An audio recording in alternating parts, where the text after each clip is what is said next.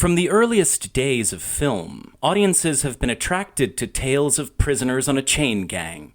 Poor souls under the boot of the law, often for petty crimes and misunderstandings.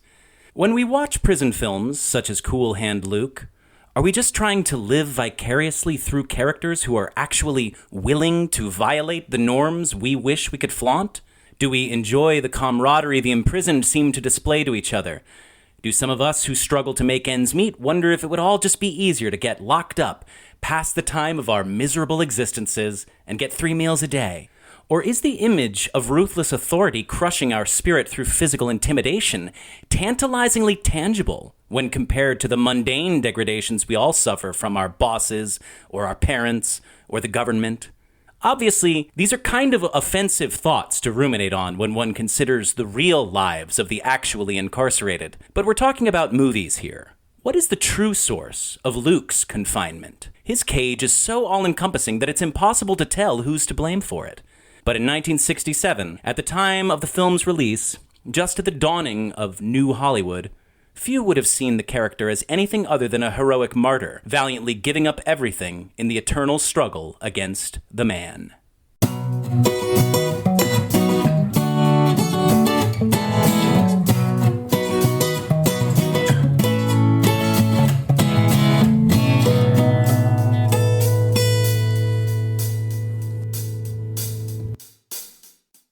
Welcome to Kale Your Idols, a New Hollywood podcast with your hosts, Sam Ludwig and Elena Gibson. This is a podcast about film. Primarily, we discuss movies, directors, actors, and writers known for their work during the New Hollywood era of studio filmmaking that began in 1967 with Bonnie and Clyde in The Graduate and pretty much ended in the early 80s with One from the Heart and Heaven's Gate. In this episode, we discuss Paul Newman's blue-eyed anti-establishmentarianism with the iconic 1967 flick Cool Hand Luke. And today we have the pleasure of welcoming two special guests, Ryan and Katie from The List, which is a podcast that Sam and I both highly enjoy. So, Ryan and Katie, it would be inaccurate to say that The List is purely a movie podcast, right? Like, you are currently making your way through the IMDb Top 100 movies, but as I understand it, in the future, you're going to tackle other lists together? Plan is as we finish our Top 100s, we may move into other areas of certain things that we want to do together. We have about 2 years to plan that out, though. Right. You guys are going through them fast, though. You do one a week. It's kind of crazy. Yeah. It's been hectic lately. We feel like we have not been able to keep up lately. I think that's kind of the point, though, is it makes us find a time during the week where we have to sit down and consume something together and then sit down another night and discuss it and see what the other thought. So even though it does get a little difficult to find the time, that's what the whole thing is about. So. Yeah, we sort of conceived of this having you guys on as a kind of a double date, because you're another couple that does this. Yeah. Right. And I guess there's something you could probably relate to about right, because that's why we did this too, is a way of connecting with each other. And we've talked about having recordings of ourselves after one of us dies. You think about this too, it's absolutely. Exactly. We've talked about it multiple about times. Yeah. And the time passes so quickly when you're not thinking about it. Suddenly it's been 6 months, and what's the last thing you did together that was actual quality time, not just passing the day. So yeah, I totally get it. And you're right. One day the other, unfortunately, will, only have these videos to look back on. And it is nice to know that they'll be there. Do you fight a lot while making the podcast together? We've had some heated debates. I don't know if I would say we fight a lot. Yeah. Maybe just disagreements about certain, like whether we like to film or how much we like to film. It has really opened my eyes to how art is so subjective, because something that will strike me in the moment, we refuse to talk about it while we're watching the movie. And so something will really strike me and it will sit with me for days. And then we'll sit down to film the podcast and Ryan's like, it was fine. Yeah. And I'm like, I've been ruminating on how incredible this is for weeks or for days. And you're like, yeah, it was okay. So like Nashville? Like Nashville. Yes, that's one of my big ones that I'm like, nope, I did not like it. And she loved it. Last night we were actually at a local festival in town, and the noise was just astounding. So many people in the room, and it was just it was pretty difficult to hear. And I looked at Ryan and I was like, man, there's a lot of noise going on in here. And he's like, yeah, this is what I felt like watching Nashville. Solid burn on Robert Altman. Yeah. Yeah, that was the first clip that I saw of you guys. It really hooked me instantly because that's my favorite movie. Actually, I have to I say. loved it. Really? Oh, Yeah. I love that. Yeah. I love that you feel that way. I could watch it anytime. I don't know what it made me obsessed a little bit with the place, Nashville. Yeah. Like I actually like to go there, and I know I'm always projecting a certain countercultural side to it, but it's a weird place. Like Yeah. it's a state of mind, But yeah, there's also a sort of interesting statistical element to your show. I don't know how in the weeds you want to get it, but you're starting from the 100th movie, and you're constantly readjusting your personal top tens.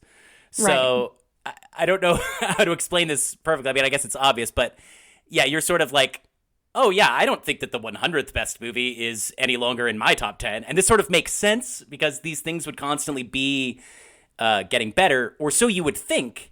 But I suspect that for me, the sweet spot of the IMDb top 100 is probably somewhere in the middle. And that maybe closer to the top, I might start not rating those movies as higher as other ones. But so, I don't know. I don't even know what I'm bringing to this to describing your podcast. I think that's where the debate really gets heated is like, how dare you think this one is better than this one? And but it's different for each and every one of us. And it keeps changing every week.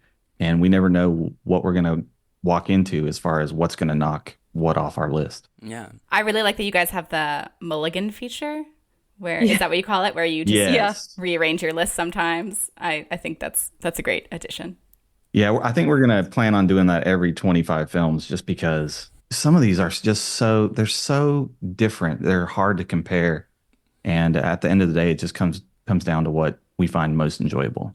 Yeah. And sometimes when we sit down now, I look at my list and I'm like, is this really where my list is? Like you make it in the moment, it emotionally might mean a lot to you, but then with a little bit of distance, you're like, well, do I really want it at number 6? Cool Hand Luke is not on that list, to be honest with you. I'm surprised after watching it that it's not on the top 100. I'd like to hear that. Speaking of Cool Hand Luke. Yes. Cool Hand Luke, more like cool movie title, in my opinion. Nice.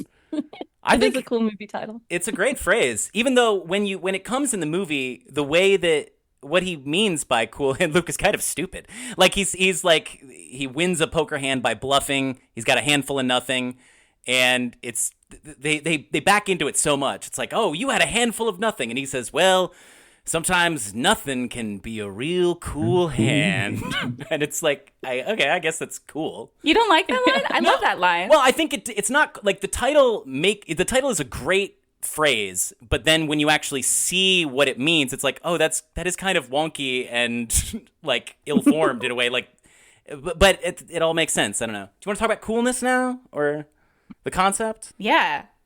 Do you guys think Paul Newman's cool? Paul Newman. Well, I will say I didn't know anything about Paul Newman before this movie, except that he's the salad dressing guy. That's literally what she said. Salad dressing guy? Is that him? I will say talented. that I've used his salad dressings to great success. I put them in a different container and tell people I made it, and it goes over great. But I will say after watching the movie, he is not the salad dressing guy in my mind anymore. He's so cool. He is very... I don't want to say debonair is not the right word, but he's very self-assured and just a really suave guy. I like him a lot. I'm a big fan now. This is the first one you'd seen? You didn't look back and you don't think you've seen any other? No. Before we started watching these top 100 movies, I think I'd maybe seen one black and white movie before. I know Paul Newman has probably been in not black and white movies, but I'm assuming, from the 1960s. Yeah, I don't think you really watched any movies like before the 80s. Yeah. Honestly. Whereas I kind of grew up with some of these old Hollywood films that, my parents and stuff would expose us to, but I don't think you ever really had that exposure. No, we were a TV family, so didn't do a lot of movies. And yeah, so this is definitely my first exposure to Paul Newman, but I am a fan. It's kind of like what's happening with Dustin Hoffman, how I've seen a couple of his movies now and I'm like his biggest fan. just like adore him. So I definitely am adding Paul Newman to that list of actors who I'm thoroughly enjoying now that we're watching these movies. Ryan, were you familiar with Paul Newman before? Yeah, I remember him, Color of Money and Yes. The Hustler. I think, is he in The Sting as well? Yeah, he's in this thing. I've seen him in a couple films. Butch Cassidy. But yeah, we haven't watched that one yet, but that one's coming up. He can give, Frank Sinatra a run for his money with the blue eyes and all that kind of stuff. So They're almost disturbingly cool. blue. They really are. It's really, I don't know if it's the Technicolor or something, but those things will slice right through the screen. I think Paul Newman is one of the few actors from the 50s and 60s that he's still pretty much hot. Like, I feel like there's, we were just sort of did an episode on Planet of the Apes where you're seeing a lot of Charlton Heston's body. And you're sort of having to be like, is this hot? Are they just acting like this is hot and I have to accept that this is hot? Or is this changing in standards? And I feel like Paul Newman, body, face, it's all there. Like, you could put that guy in a movie now or on Instagram or whatever, on TikTok. Are there hot guys on TikTok? I don't know. Probably. And he would still have currency. I think, compared to a lot of the old, I don't know if it's a modernity or if it's just actually physical attractiveness, but there's something about him that is a little timeless in a way. He's not stuck in time. For sure, but I think to like go along with the new Hollywood theme, he does it in a way that's not like Clark Gable-y. Like he's very handsome and attractive, but he's also relatable and young, even though he's not young in this movie. Isn't he like 40 in this movie?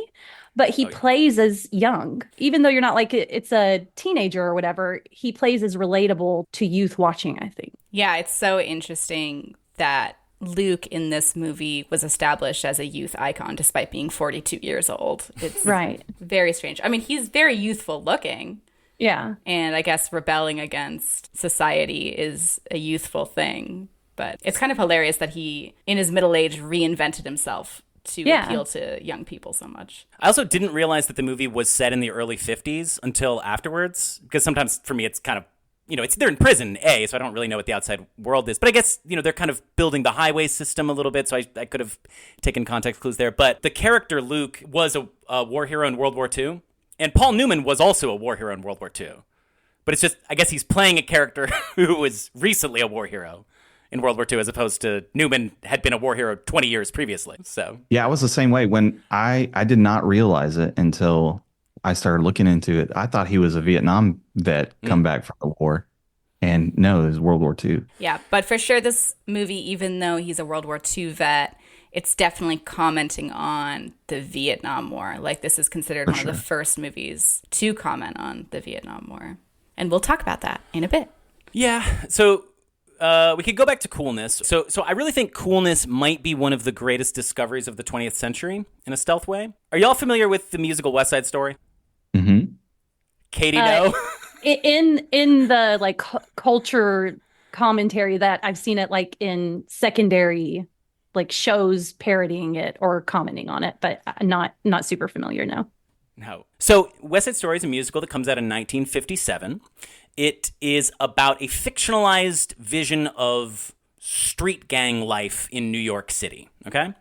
And its writers at the time, they thought about including real slang of the moment for the gang members to do, but then their thought was that's going to date it too quickly, like because slang changes so quickly, right? And so they invent this whole fictional slang where the gang members say like whammo blammo and stuff, and it ironically sounds very dated to a modern audience. So it's sort of, I don't know if they really achieved their goal there, but the one word that was real slang that they wanted to use was the word cool, because there's a song Cool in the show.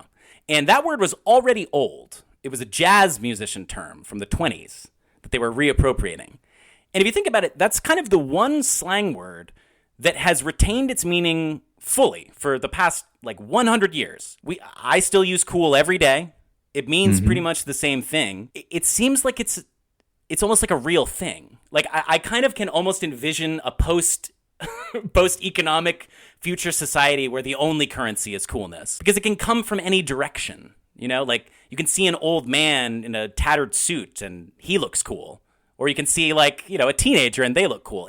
It's sort of outside of anything that can be designated other than by itself. I realize I'm getting into the weeds here, but this movie is a bit of a meditation on the nature of coolness, right? Like when Luke comes in and automatically people are projecting things onto him, right? He has to fight to gain his status, but he doesn't fight.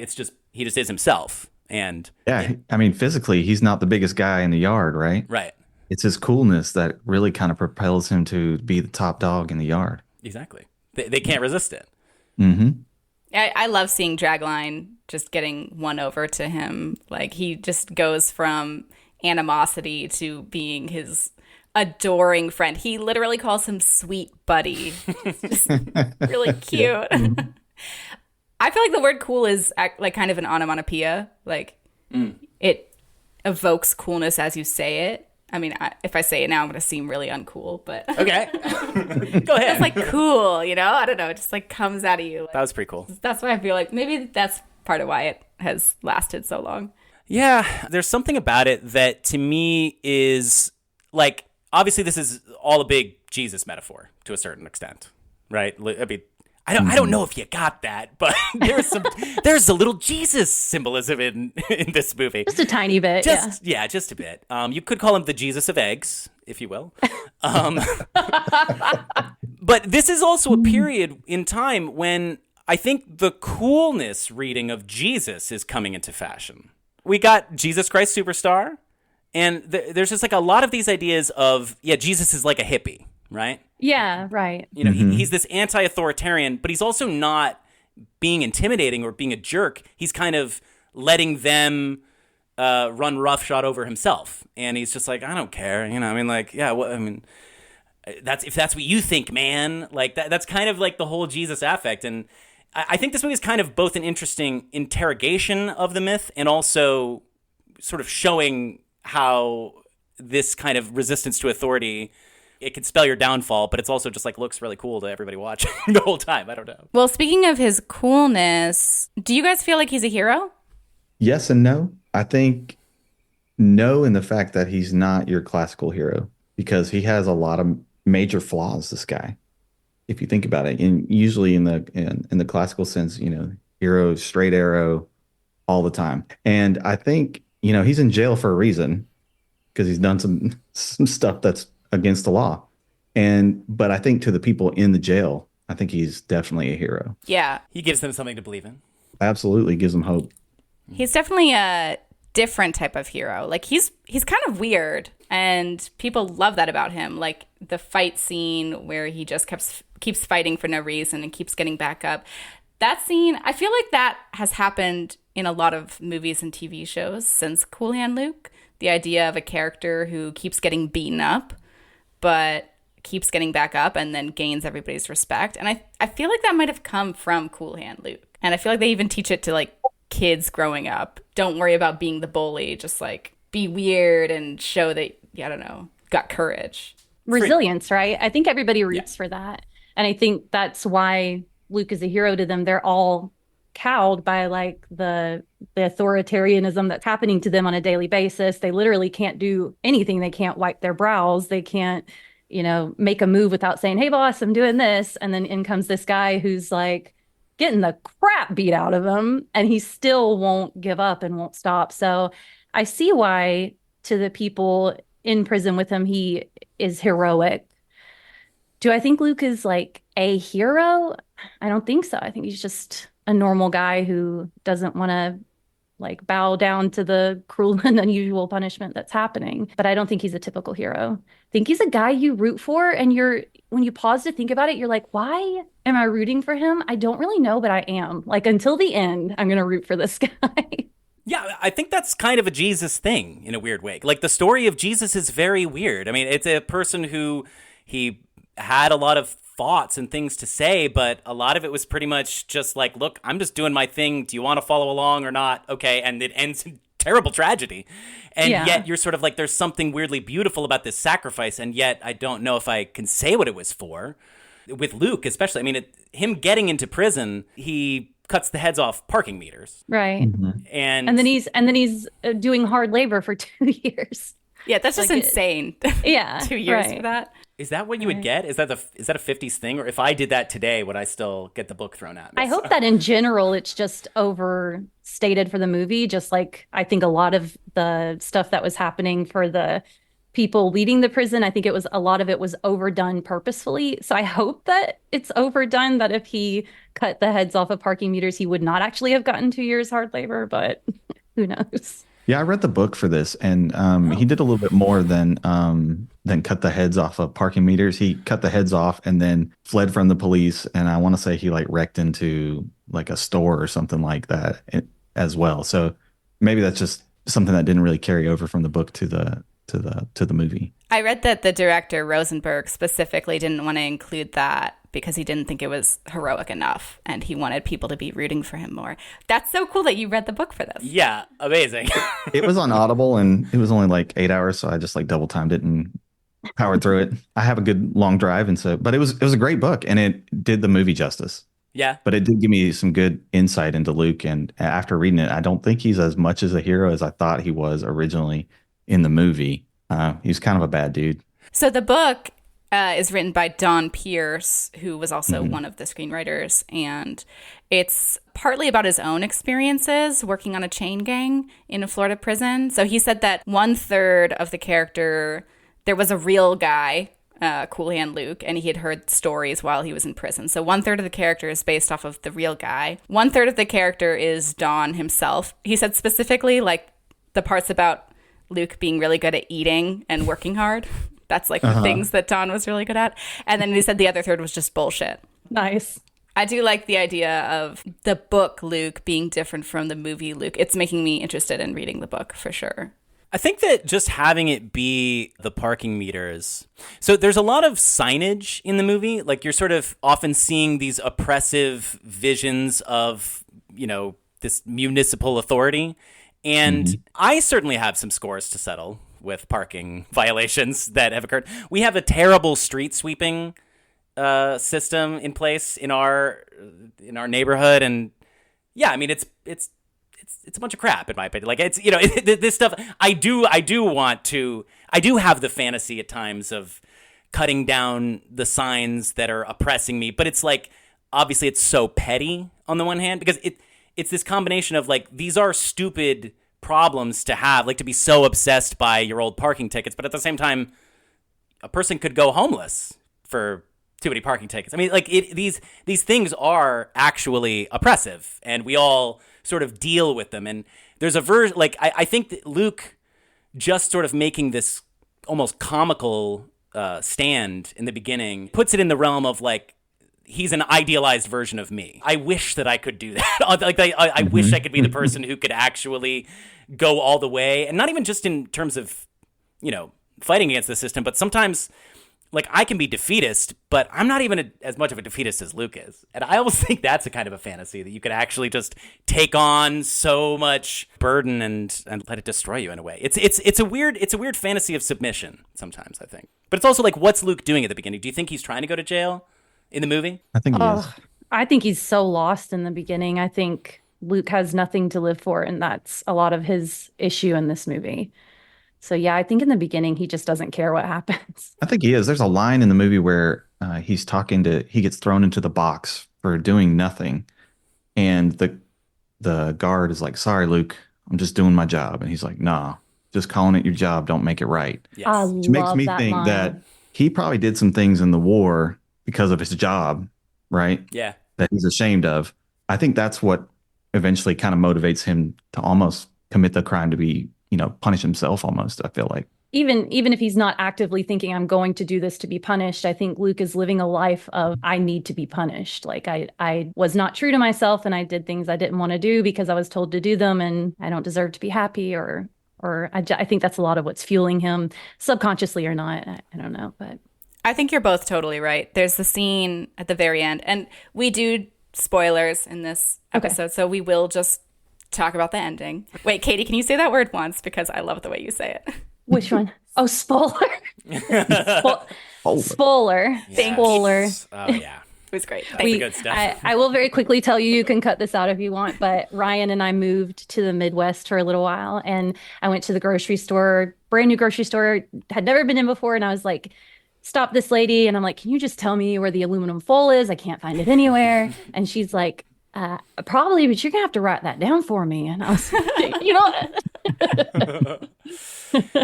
It'd be amazing if she brought you an aluminum foal. Isn't that like a calf of some kind of animal? I wish I knew. A sheep? A sheep, right? A foal, yeah. I wish we got the aluminum foals right here. Or is that a cow? I don't know. It would be better if I knew the animal, but I'm sorry. I think you know what I'm talking about. It still landed. Thank you. Yes.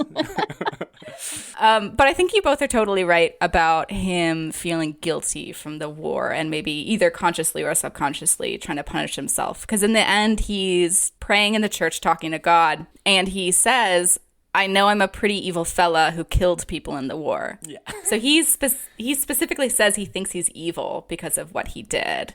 Whereas he's basically seemed like a great person the whole movie. Right. Pretty much. I mean, like in the yeah, and you don't really realize that until the very end of the film almost. Right. That, oh, this is a little darker motivation than I thought it was. Right. I mean, there's a whole generation of people who came back from that war. And yeah, I mean, they'd all done such disturbing things that most people in the modern era don't even really have a concept for it, let alone like have a concept for everybody you know having done these things too. Oh, yeah. Yeah, I do feel like that is the major thing that's driving him towards listlessness and just not really knowing what to do with his life. Although we should say that his conversation with his mother did give the picture that he was always doing his own thing to a certain degree. So I think it has always been in his personality to kind of go against authority and live his own life. But I think that combination with his experiences in the war brought him to where he is in the beginning of the movie. Yeah, he's repressing things a lot.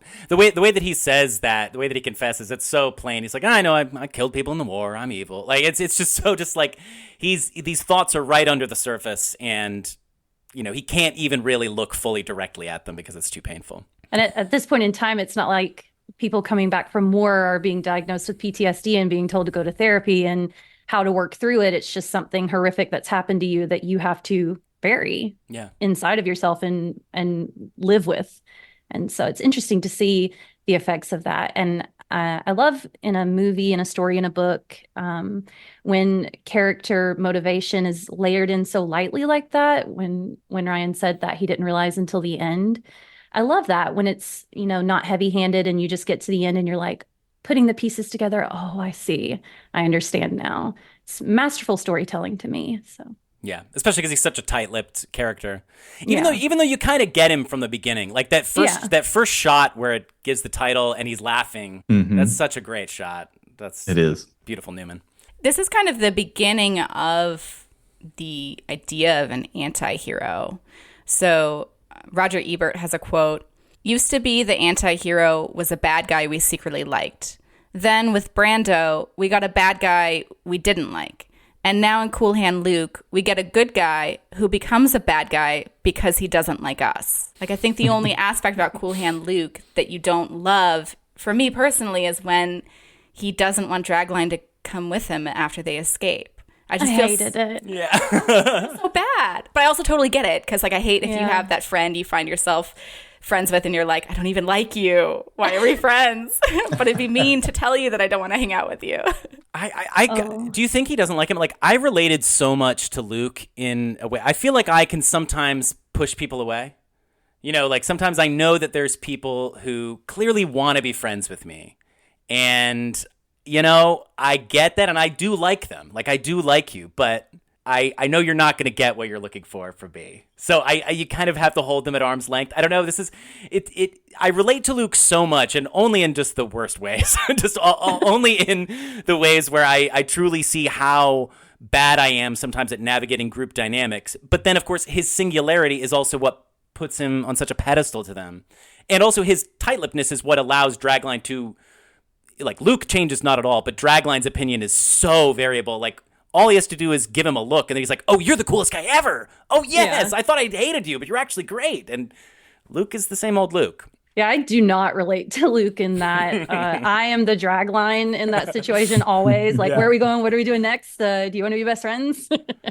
And so I hated it. It was probably the only time in the movie, other than when Luke is being very permissive is not the right word, but he's finally given up. And he's like running around for for the prison guards and doing what they say. Those were probably the only 2 times where I was like, oh, I don't like this. So you're for Luke until you're not for Luke. And then you're for him again. So I didn't really, maybe I didn't catch the vibe that he didn't really want Dragline to go with him.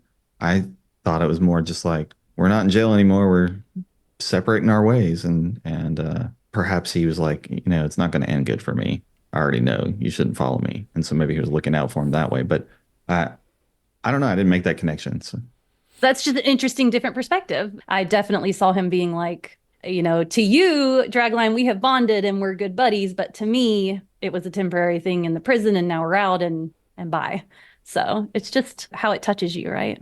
Oh, yeah. I mean, I think that there's also Dragline has the one moment where he becomes kind of a Judas figure. Yeah. Where he gives him up to the people. He's like, Luke. Sort of. Not really. Well, it's none of it is a perfect metaphor. Like it's all like mixed around biblical stuff. Right. But so he's like, Luke, I got it all figured out. They're going to take us back. It's going to be cool. And this is reflective of Dragline throughout the movie is basically submissive to authority. Like he's institutionalized, Dragline. You could say like 100%. He is somebody who's learned how to work well within the system. He wasn't even really thinking about breaking out. He just loves Luke so much that he had to go along with it. Do you feel like Luke, it's almost like at the beginning, Luke seems like a person who can't make it outside. And so he's like, maybe I'll go to prison. But then he's like, oh no, wait, this isn't better either. Like, I don't know why I thought that would be the right idea. And it's so tragic because Luke is somebody who there's almost clearly a life for him that he could have in prison that he, for, whatever reason, his personality, he can't go along with. And maybe that's extra tragic in a way. I don't know. Yeah. And I think, honestly, maybe I viewed it wrong, but to me, I thought Luke was doing fine in prison. Yeah. And right. he was kind of he was like, I'm going to do what I have to do within reason. And the breaking point for him came when he was thrown into the box because his mother died. Yeah. Like your parent passing away is already a life altering experience. And then to have to grieve it in prison away, and then to have to be put into solitary confinement for how many days was it? 3 or 4 days. Yeah. It's just a lot of trauma on top of trauma, and then just injustice, which Luke does not handle well. He's like, I cut the heads off of parking meters. All right, I'll go to jail because I did something wrong. But then when the injustice hits and he's like, this is decidedly wrong and I do not deserve this. I think that's Luke's breaking point where he can't do it anymore. And I think that's what makes him a likable person, even though he's a criminal in jail, and also makes him a hero. Even though he has these pretty major character flaws, he has some principles that he's not willing to bend on. And those are the things that you can relate to him with and respect him for, and makes him likable. Right. I respect it, but at the same time, I do feel like he's not helping himself out in a way. Like it's a thing where it's like, yeah, like again, it's like, I wish I could be that. I wish I could take that much abuse and almost in a way, like punishment. Like it's like, I know that I would I know, but again, he does get broken. So it's like he does have this breaking point, but then I guess he snaps himself out of it. Maybe. I don't know. Do you think he did? I don't know if he did. Well, it's also he's kind of living in the moment because it's like he is bringing the sunglasses guy his gun. He's doing all this stuff right. And then they give him the keys to the car, and maybe he's just like, oh, okay, right. I don't have to do this. Like, I don't know. The whole movie to me is kind of like his little poker game. He's just playing it cool until, his moment to strike hits. And I think that's probably what was going on there. But I don't know whether he was truly just conning them, waiting for his moment, or whether he knew he was broke and that if he ever went back, he would be gone completely. So he chose his way out. I think it's the latter. He tells Dragline that specifically because the Dragline says like, oh, you were just faking it the whole time. And I think Luke can't stand the idea of people worshiping him. I think it bothers him. I think it annoys him when he bursts out like, stop feeding off of me to the other incarcerated people. I think he feels the weight of people's expectations very deeply and he wants to run from that. And I love that moment of honesty when he's like, don't view me as this hero who was faking it the whole time. Like I was broken. I did have moments of weakness. You can't just view me as a hero. But then that's that Jesus thing where Jesus is always saying like, no, that's not what I mean, man. You don't get it. And you're always like, oh, well, what do you mean? Like it's almost like this thing where he can't help but just say like, no, you don't get it. And you're like, yeah, you're right. I don't get it. This guy's on a whole other level. You know? I mean, I have to say, Sam, you're way more familiar with like the Gospel of Luke Jesus stuff than I am. The gospel of Luke. Neither of us are religious, but Sam knows a lot about the Bible. So. Yeah, he pulling Bible things the out. Gethsemane speech, where the speech in the church that's very much specifically taken out of the Gospel of Luke, the moment where, I mean, I guess in the Gospel, right, he tries to sort of like say, I don't want to do this, but then he's like, okay, I will do it. And this Luke is like, no, I really won't do it. Like, I really don't. I can't do what you want me to do. There's a verse in Luke where he talks about how with God, nothing is impossible. And I find that interesting because Luke's constant refrain is nothing. It ain't nothing, nothing. Totally. I do think there's a lot of, again, very layered and light-handed. Some of it's not light-handed. Sometimes you're laying on a table after eating 50 eggs in the position of a crucifix. So, but some of it is very layered and light and extremely interesting. The film critic Mark Harris, who said in his opinion there was just a little too much crucifix imagery.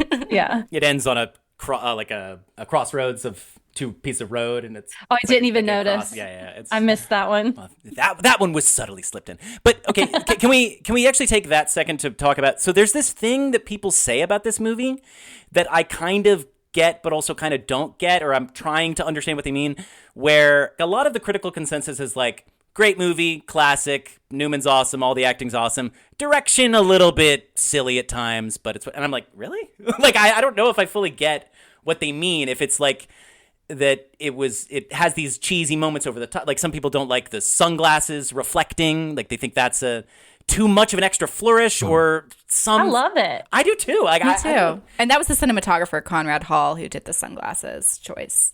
I think it's cool. I mean, it's over the top. Like it is hitting it very hard. But I don't really. Sometimes we're in these we're talking about these new Hollywood movies, and I can't really tell if some of the criticisms of aspects of it should be taken as eternal criticisms or just criticisms that people had in the context at the time.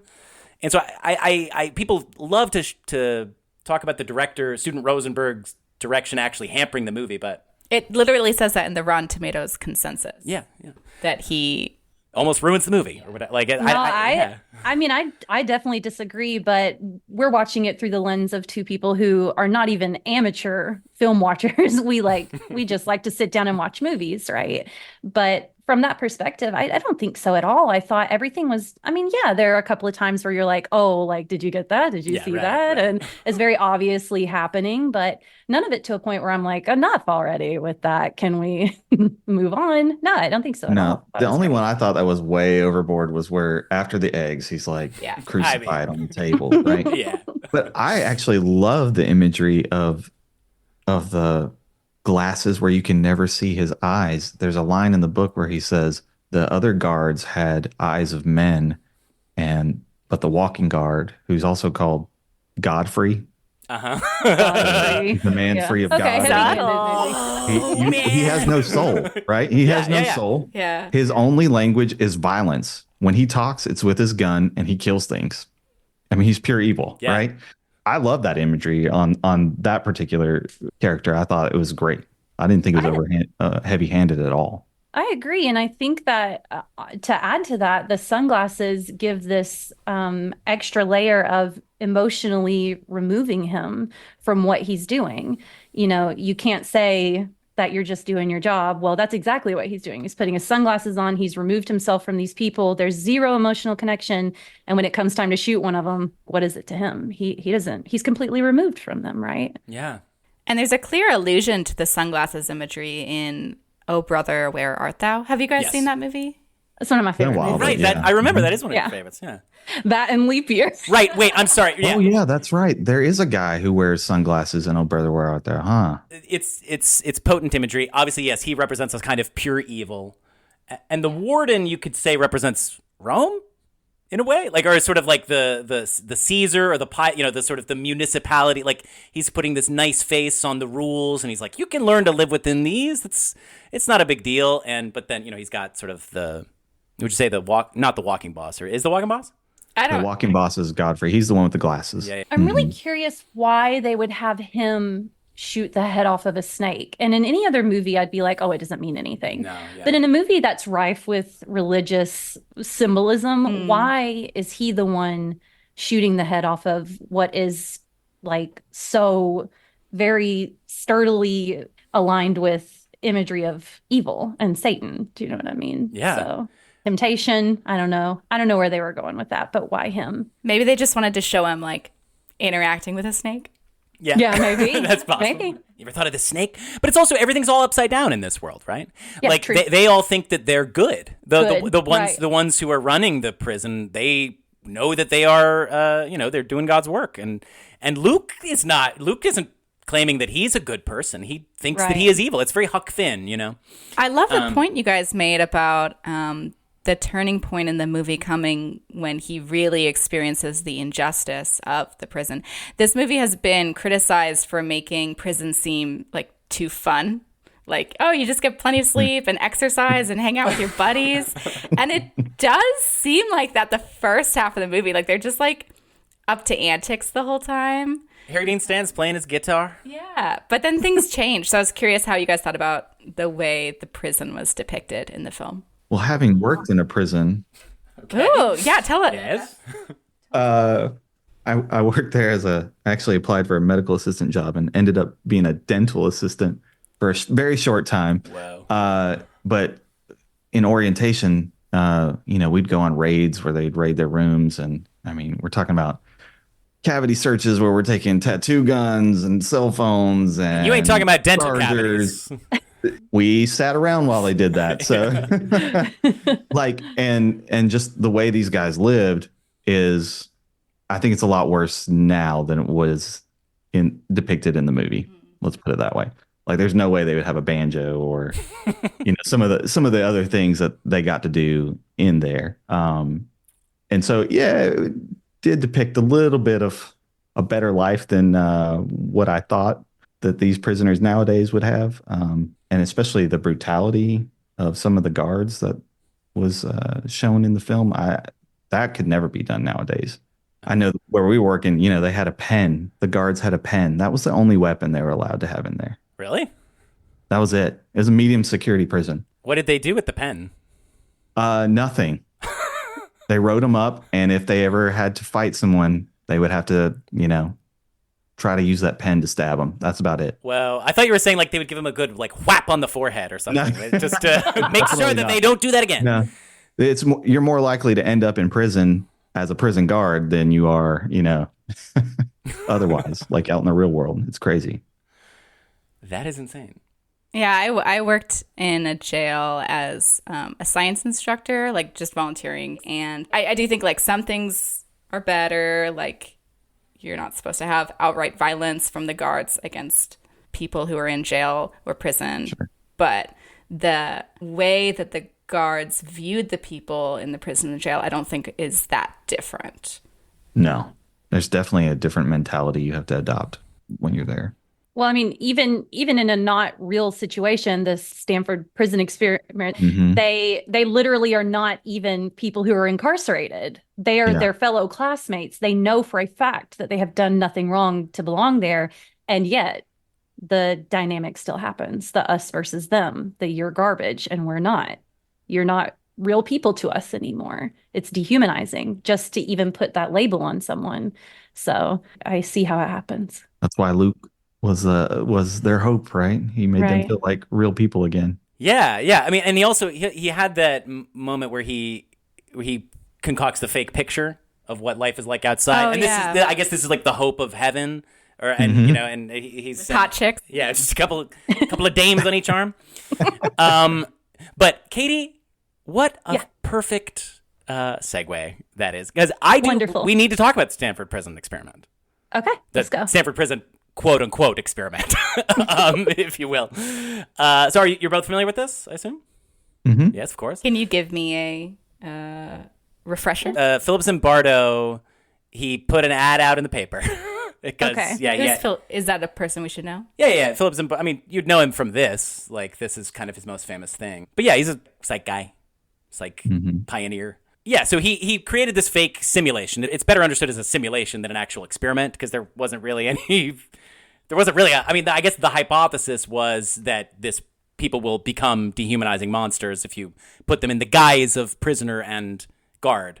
And so he got these boys from Stanford to mimic the behavior of prisoners and guards, and it quickly devolves into abuse. They're not even physically abusing them; they're just mostly emotionally abusing them. They're dressing them in degrading clothing and stuff. To the point where they had to shut down the experiment. It got so out of hand. Yes, after 1 week, it was meant to be a 2-week thing. But so a lot of things about this experiment have come under fire in recent years. First of all, it's not an experiment, as I say, and secondly, a lot of it was seemingly judged by Zimbardo, and like sort of he prompted them to act in a certain way, maybe. And there was one kid there who is the most famous guard in the experiment, who they nicknamed John Wayne.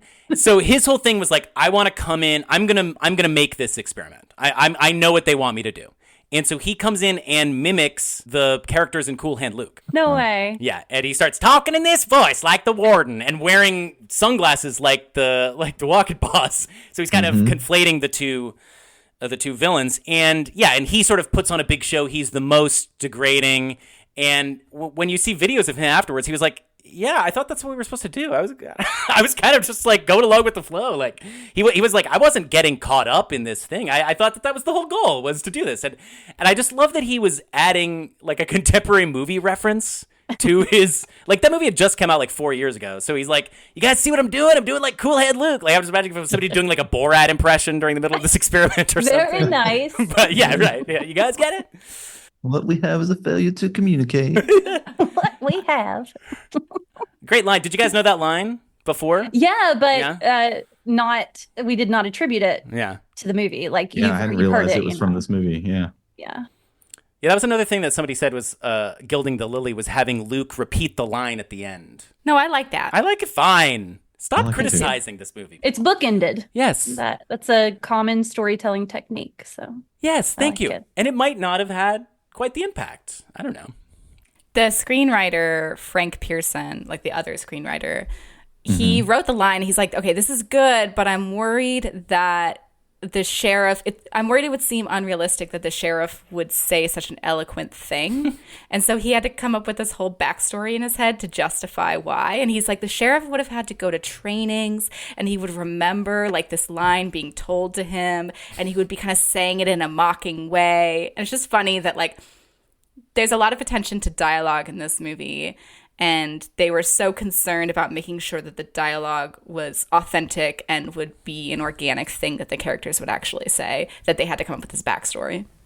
Yeah, you said it was something like, it would be like something that you get from all the hoity-toity intellectuals that you hear talking around. Like, Can we talk about the dialogue a bit more? yes. Okay, wait, so Katie, where are you from again? Because you're Georgia. You're Georgia, okay. Yeah. How'd you feel about their attempts to capture like Southern phrases and dialogue and stuff? Yeah, I loved it. I thought it was very accurate. I thought the accents were very well done. The way of speaking, I find it so funny that they had a problem with the saying, because I could feel like that's something my grandfather would have said to me in that exact accent. What we've got here is a failure to communicate. His would have been a Georgia accent, but I thought the dialogue was fantastic and very natural too. I mean, obviously not in that Nashville overlapping way, but also not in a we're delivering a movie script way. So not only was it well written, I think that speaks to the writing and to the acting. It was well written and well executed. The only accent I didn't like was I didn't like George Kennedy's Southern accent. It's it was a Cajun. It was a little hammy. Are we talking about failure to communicate, guy? No. I thought his was great. Yeah, me too. We're talking about Dragline. His was a little overboard for me. Was his accent or was it his affect, like his way of speaking? Because I didn't like it either. But I'm not sure if my problem was with the accent or the delivery of lines in general. I'm with you. I didn't enjoy. I feel like for me it was more delivery. I love the delivery. It was just the accent was just a little off at sometimes, and it was just like Yeah. this is weird Cajun accent that it just sounded a little too hammy to me. Yeah. But who had the best accent? His mother, Luke's mom. Yeah. Oh, it was so good. She was So great. good. I was like, this is 100% an old Southern woman. Yeah. Speaking of accents, we've now touched on some of the actors involved in this movie. Sam, I know you looked into some of these actors a bit. Is that George Kennedy's real voice? No, not at all. He's very actory in real life. Yeah, I think the thing with that accent that he's doing is like it is. I think it's been a while since they've asked anybody in a movie to do the accent where you're like, oh, that's purple over there. You know, like where you go oi instead of It's tough. Like even if it's real, you're kind of just like nobody talks like that. Come on now, you're in a movie, man. Like I will say I skimmed the screenplay a bit, and Dragline's dialogue is clearly written out. Phonetically? Have that accent like that. Like it's spelled, Oh, like the really? words are spelled differently. I was curious if the book was similar. Ryan, I don't know if you remember. Yes, it is dead on. Like the way they talk, like coming over here, balls. You know, wiping off balls. You know, Yeah. all that 100% in the book. All that dialogue is just the same way they did it in the movie, which I thought they paid excellent tribute to. it's like train spotting style. Even the stuff like the bear coming to catch you or whatever, talking about heat stroke. I've heard, old Southern people say that all the time. That's still a thing they say. I went down a rabbit hole like when I rewatched it for this episode. I'm like, what is bear claw? Like I don't get that. I Googled it and I'm like, I can't believe there's a term for this. People in the South will just say something to you, and you got to sit there and think for a minute. And you're like, okay, how is this relating to what's happening right now?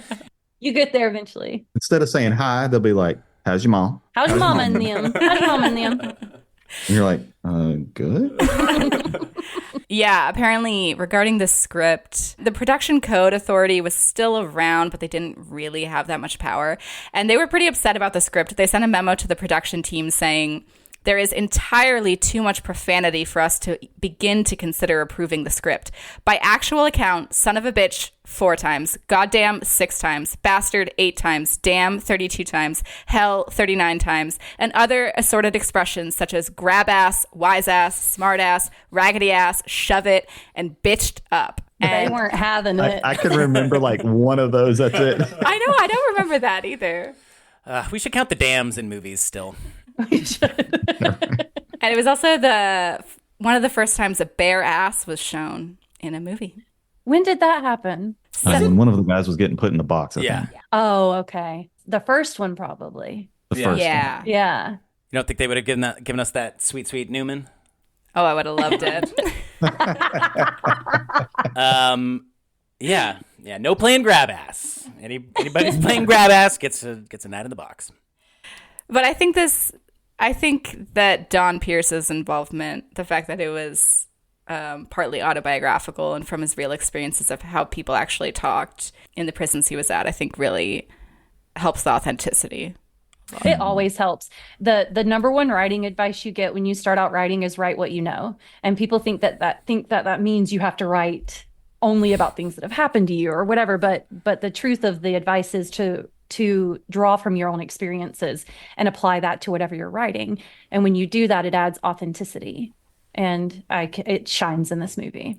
Yeah, I mean, unfortunately, prison, especially this kind of prison, might be one of the ultimate cauldrons for learning about people in a way, Yeah. especially because if you're so in close quarters all the time. And that's the other thing, too, because this is one of those southern old-timey prisons where the security's a little bit lax because it's in the middle of nowhere. Where are you going to go? Right, where are you going to go? Right. And also, yeah, I was just thinking about how funny it is that they all are in one room.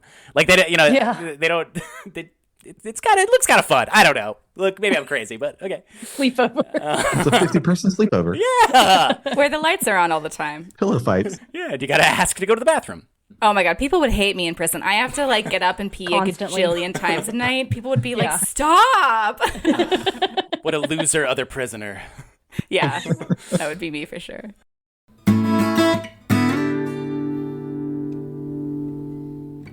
Y'all also brought up the mother's accent being top notch. So she That was played by Jo Van Fleet, and she's like a well-respected actress. Is that right? Yeah, she's pretty well respected. I do think this is probably going to be the role that she's remembered for. It's quite memorable, being a old lady on a bed in the back of a pickup truck smoking cigarettes. You never seen anything like it in any movie. I never seen a mom like that. I think so, no.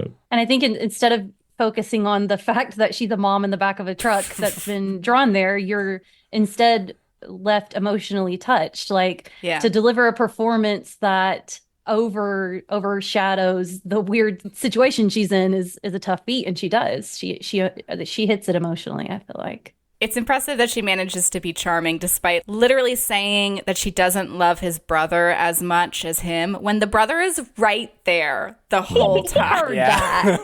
Heard her say that. It's a good reveal. I'd be like, you're driving yourself on. When you're dying, you can say whatever you want. Though. Yes. That's true. That's true. Definitely.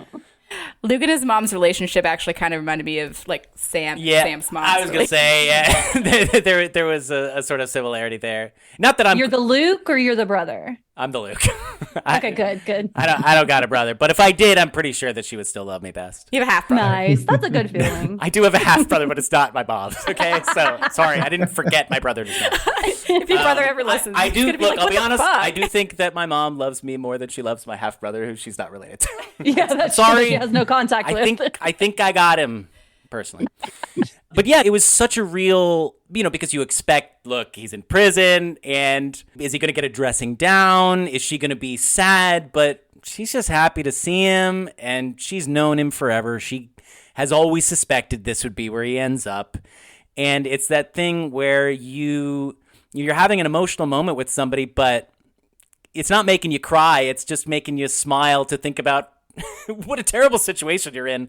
Like, all you can do is try and just memorize their face and, have an exchange with them that you're going to take with you. It's this true poignant human moment. And it really feels like it feels like a more modern relationship than you would see in a movie at this time between a mother and a child. Kind of reminds me of The Grapes of Wrath, the relationship between the mom and the main character whose name I can't remember, Tom Joad. There's a weird time in parenting where your kids are adults and everything is out of your control and you don't love them any less. You don't want any less for them, but what are you going to do? Right. And it's an interesting thing to see reflected in media and to be able to watch it. And even if you haven't experienced it, to feel that strong emotion of, man, that must be really hard. And watching the exchange between them at this moment where neither of them can save the other. She can't do anything for him and he can't do anything for her. Yeah. They both know what the other one needs, and it's not to break down and cry in front of them. Like, they need to have as real a conversation as they're capable at this point. Right. No, I think they're both kind of alike in that way because they're both playing it cool. Yeah. True. When there's a scene when it all ends, it shows her through the netting of the truck and she's kind of breaking down after they pulled away. Oh, I didn't notice that. Yeah. I didn't notice it until I rewatched it again, but I did not notice that, and I was like, oh, that's why she likes him so much, is they're kind of the same person in a way. Yeah, I love that point. Apparently she asked Harry Dean Stanton to sing to her before her scene because it helped her cry. Oh, really? Yeah. He's Harry Dean Stanton, if you don't know, is he plays Tramp, which I can't keep any of the characters. He's the guy who comes in and he's like, hey, can I get out of this work? I'm not in too good shape right now. Oh, yeah. He sings at one point in the movie. He sings a song. Yeah, Harry Dean's he's one of my favorite actors. I don't know how familiar y'all with him? Zero. Have you seen Repo Man, either of you? Okay. Yeah? It's been a long time. Yeah. He's the guy who says, ordinary fucking people, I hate him. For me, he's one of those actors where, like, I know the name, but otherwise, like, I don't really know who he is. I know I just saw him in the movie Alien, which I saw for the first time a couple weeks ago, but I'm really not familiar with him aside from this movie. He's an alien. Paris, Texas is his only real lead role. I mean, I love that movie. Yeah, I mean, Harry Dean Stanton, he is a quintessential American character actor. This is another treasure trove of character actors, because you got to get a bunch of dudes together. And it's getting a lot of guys who are about to break in the next 15 or 20 years, but haven't quite had their thing yet. Joe Don Baker plays a character named Fixer, and he has no lines. He's just an extra, basically.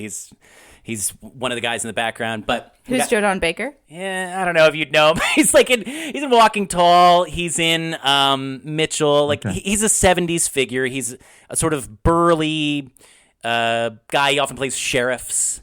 But again, he's not even really in the movie. Like you probably wouldn't even recognize him. But then even like Dennis Hopper is in this movie. I don't think he has he may have one line, but it's like nonsense. He sings Old MacDonald in the shower, and everybody's annoyed with him. Maybe that's what it is. Yes, thank you so much, because obviously we got to get to Hopper now.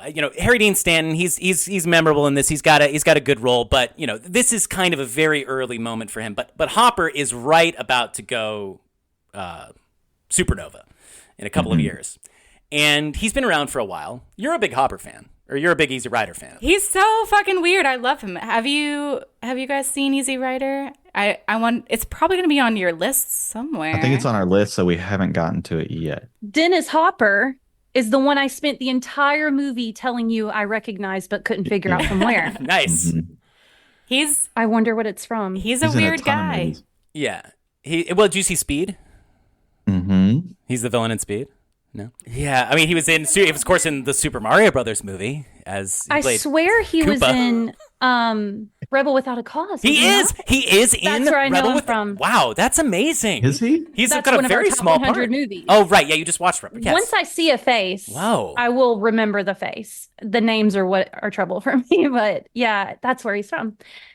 That's impressive. This is very impressive. We're both. I'm very impressed that you could remember him from the background into another background movie. He's barely in that movie, as he's barely in this movie. So Dennis Hopper, right? He begins his career really with Rebel Without a Cause, and he's idolizes James Dean, and he gets to have this experience where he sees this great new form of acting flowering with James Dean, and then it gets tragically cut short. And then he's got another 15 years where he's a successful actor, but very clearly very frustrated by Hollywood not letting him be as weird as he wants to be. And I would say that the performance in this movie reflects that. He was weird. Yes. I liked it. I did too.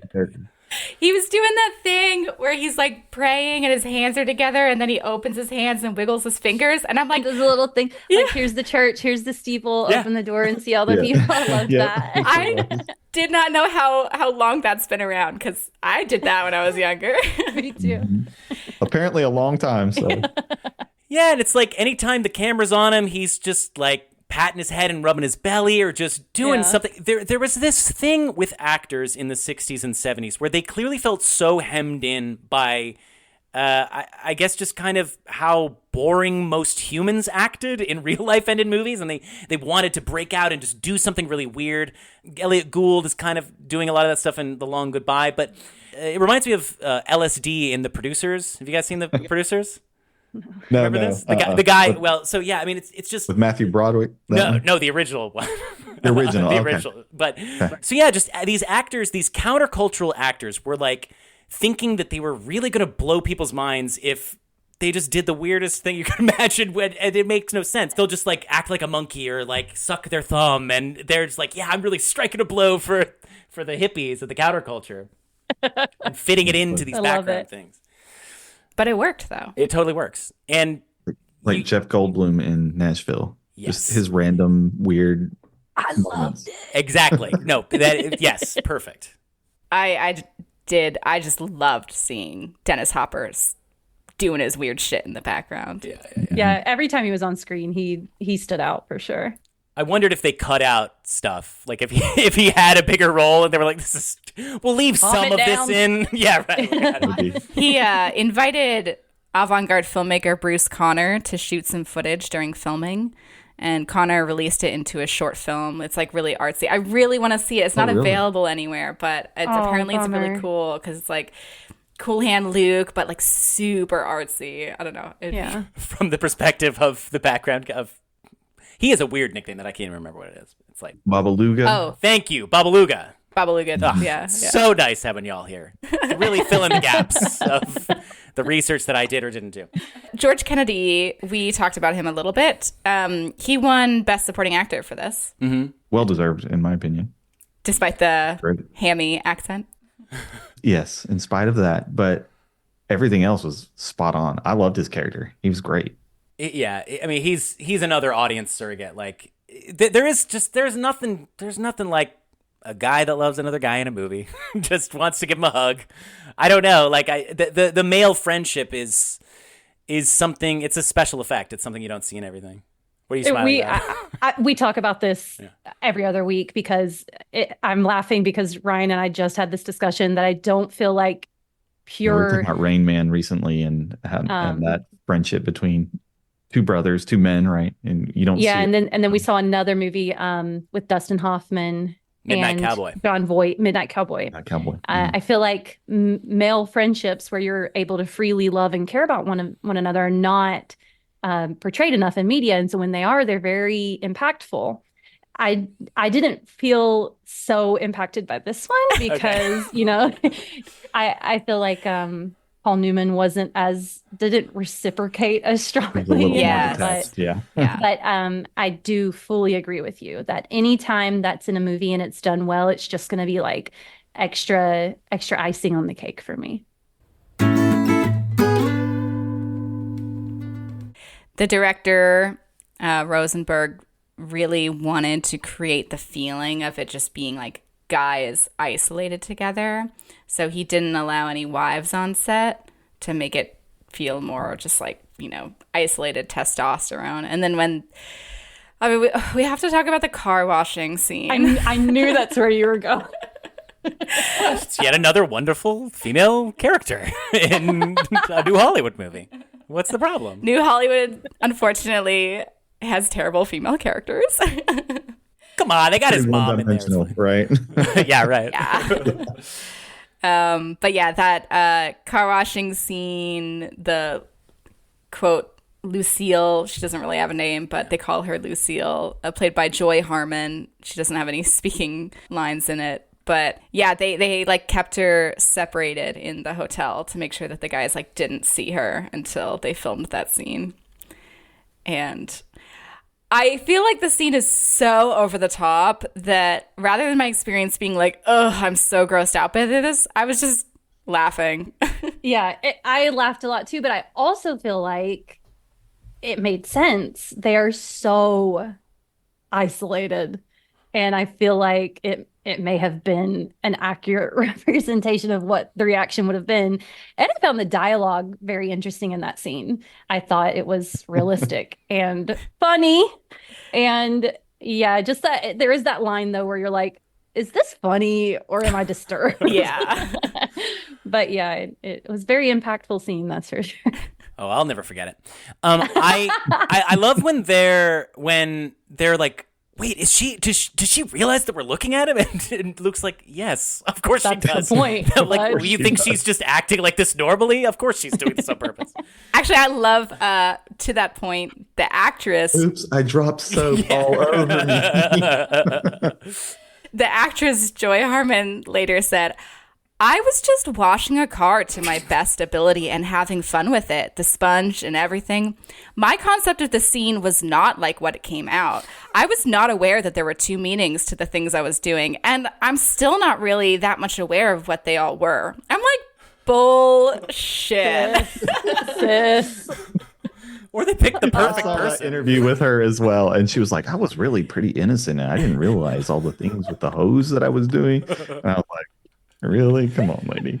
It was like pretty explicit. Yeah. She had sex with every single one of those dudes on the drag line. Let's just put it that way. Yeah, well, and so this is another biblical allusion, one might say. Oh, is it? You could argue because it's a certain kind of like Bathsheba. yeah, or Magdalene. It's like it's a okay. version of their casting stone, or they're all they're. But in this, they're not judging her, but they're kind of trying to understand how much agency she has. And then later, there's the moment in bed where Dragline keeps talking about her, and Luke is like, "Stop that! You're annoying us." But was he annoying them? I feel like they kind of liked it. I don't know, like why? Yeah. I feel like at that point were. he was needling them. I think he knew that They were all, I mean, doesn't somebody immediately run to the shower and turn on the cold water? Right. I think he knew what he was doing. Which again was classy. I was like, that's your move is like, I need to stop this feeling. I need to rub cold water on my face. I'm like, I don't know if that's how it would go in prison. It is not that classy in the book. I'll just give you a warning. Okay. Oh, really? They go in the bathroom and do something else? Gosh. That makes sense. So yeah, I mean, again, this is the beginning of New Hollywood. Can we go here? Yeah. Let's talk about New Hollywood. I mean, this is in between the release of Bonnie and Clyde and The Graduate in 1967. Sort of the two movies that began this era. And this is a Warner Brothers movie. I forget, did they also do... Yeah, they did Bonnie and Clyde. Okay, Sorry, so I was saying that to you as if bad I was New going to Hollywood prompt you to say something. But yeah, so this is a Warner Brothers movie. And Warner Brothers is in the middle of rebranding itself / recapitulating its original style of film. You know, Bonnie and Clyde is a throwback to the old Warner Brothers gangster movies. And Cool Hand Luke is a kind of a throwback, too, to an old-fashioned kind of chain gang movie. So Warner's is really doing this thing where they're kind of bringing these old genres into a more realistic, modern setting. And, I mean, this had to have been purpose. I do think that this movie has a lot in common with Bonnie and Clyde. The scene with the mother really reminded me of the scene where Faye Dunaway goes and interacts with her mom. I see that, yeah. And it's this kind of like dusty, southern fried vision of people living on the edge. Yeah. What would you say, Sam, what would you say are the classic New Hollywood concepts we've talked about? And then Katie and Ryan, I know you guys you're not as like... surrounded by New Hollywood stuff as we are, because obviously we think about it all the time with our podcast, but what aspects of this movie kind of jump out to you as being novel for the time period? I know, Katie, you haven't seen as many older movies, but you've now seen like a decent amount. Yeah.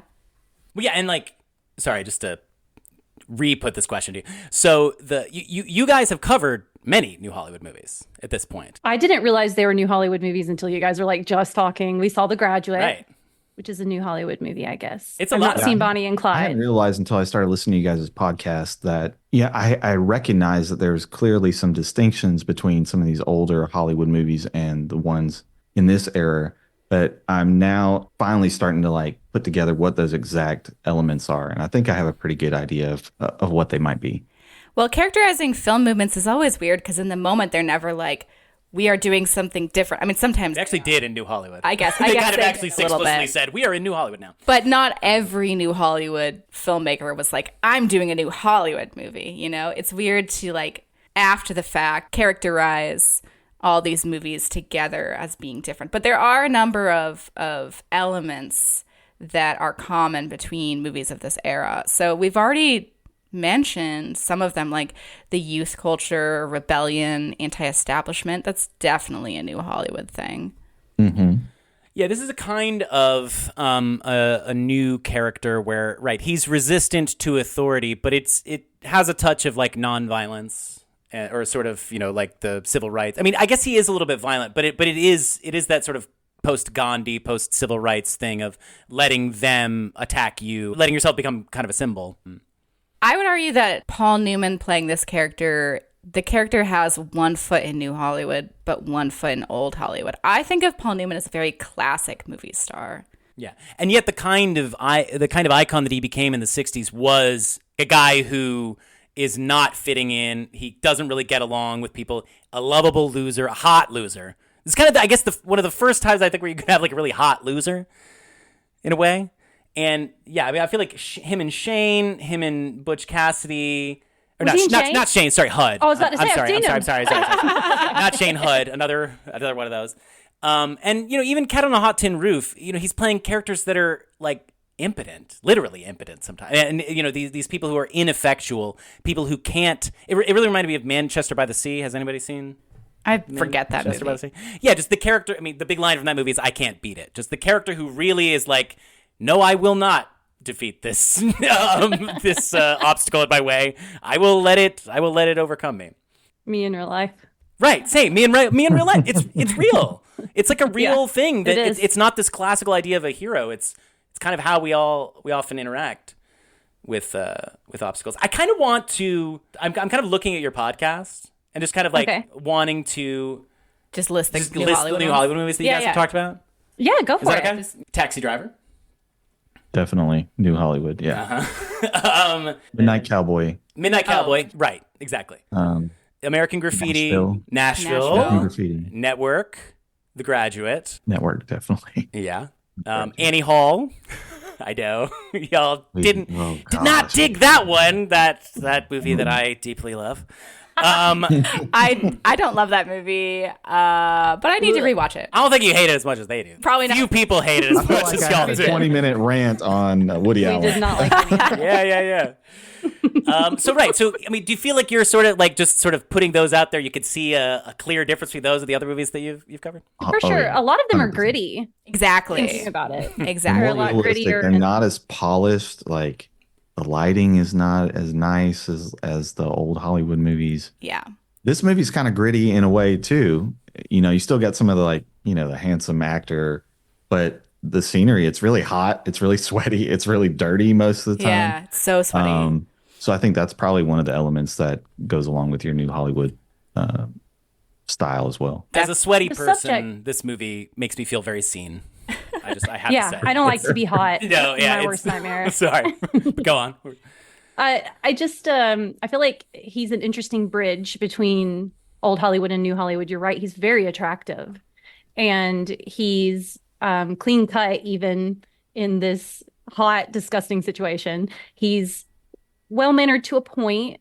So it's almost like he's just enough that people watching who are not in the rising generation and on the like revolution train, that just enough that it's palatable for them. And it's a bridge between the people who want, you know, really intense revolution and change, and the people who aren't quite ready for it, and giving them a starting point of, well, let's just start here.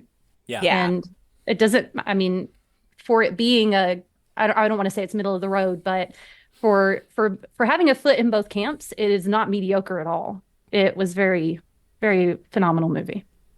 Absolutely. I fully agree. I agree that it has one foot in old Hollywood because, of course, it was started then. They didn't know that they were in New Hollywood when they started making the movie. Right. And so like Right on the cusp. Their image, I think of there is almost a bit of a glossiness to the movie, even though like they're getting very dirty, and the guys mostly look funny, or like they look interesting looking. They're not movie stars and stuff. Except for Luke. Except for Luke, which of course is another reason why they like him. Like that's got to be a big part of it. Is they're all just like, this guy's hot, right? He's clearly the coolest guy in prison, right? So yeah, but it does have a certain glossiness to it, and a certain classicalness that I think Newman continues in almost all of his movies in this period, except Slapshot. I think that's the one true, squarely, you know, nasty new Hollywood movie. All of the other movies that he's in, Butch Cassidy, The Sting, these things, they have a little aura of I don't want to say classiness, but old fashionedness to them. There's some overlap. Yeah. Rosenberg, the director, said that his one complaint about the movie is that he thought it looked a little too pretty. Yeah. Like he wished that it looked harsher and grittier. It was pretty.